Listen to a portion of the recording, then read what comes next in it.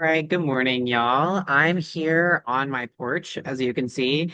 I just want to talk a little bit about this week and the transition that we're going to be making. You guys have your annotated bibliographies due tonight. I'm recording this on June 1st, so you guys have that due tonight. I gave you a little bit of extra time because I said in the announcement, but I also just wanted to say here that I've heard from a few students that they were having trouble viewing like that assignment in particular, which was really strange because I toggled everything on my side, but I always want to make sure that you guys can see things and that you're all set and you have like access to all of the correct modules. So, like always, as I remind you guys, come to office hours, shoot me a quick message.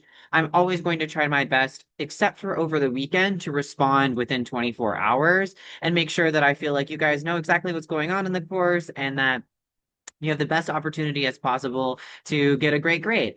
That being said, I did want to talk a little bit more, just really quick before we get to our research proposals, about what drafting looks like in this course. So always, I think even when I have in-person courses, this is something that I have to remind students throughout the semester that your three major projects are final for now drafts, which means that you're going to turn it into me. For example, tonight, I'm going to give you guys feedback on your drafts. And then you're going to implement that feedback and turn those three major projects in as your final portfolio in the course. So that doesn't mean that, you can just turn in anything or you can just turn in like something that's really incomplete. I mean, I guess you could theoretically, but same thing as I tell my students when I teach in person, the more you put into your first draft, the easier it's going to be in that last module just to make all the edits possible, turn in a great portfolio, and then be done with the course. So my advice to students is always, always, always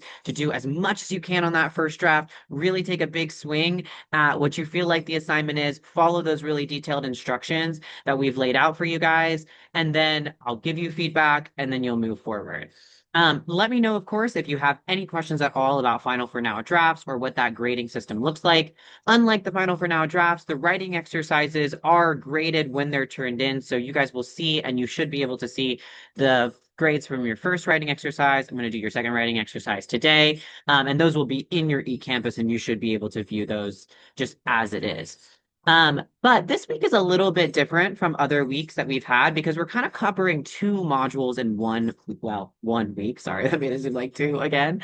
Um, but we're covering two modules this week. We're going to do a research proposal as your writing exercise 3, and then we're going to move into doing the midterm, and your midterm reflection and revision plan will be due on Sunday.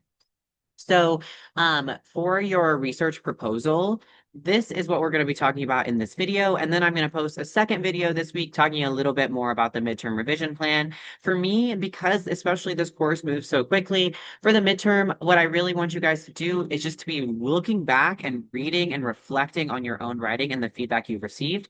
However, of course, you guys haven't gotten all of your feedback back yet, because you might not have turned in your first project yet. So we'll have a little bit more time later in the week to talk about implementing that feedback when you guys have it on your first project. Okay, all of that being said, I did want to talk a little bit more about a research proposal.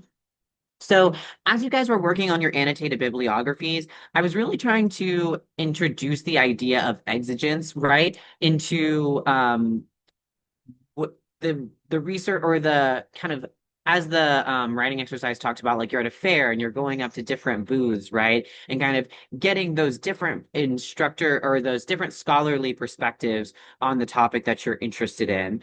But your research proposal is your research. So, like, what question do you have that you really want answers? Who cares about your topic and who cares about what idea that you're proposing, right?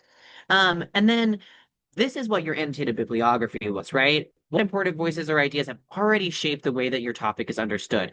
Exigence is, right, this condition or it's an imperfection marked by urgency, right? It's like, why is this the thing? What are you writing about? What are you writing towards, right?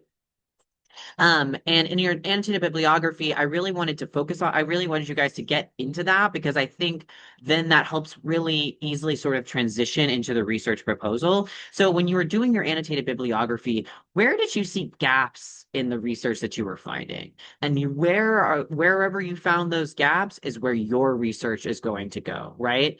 Um, and I think another thing is why now? Like, why does your topic or your research or your interest need to be made at this particular moment in time?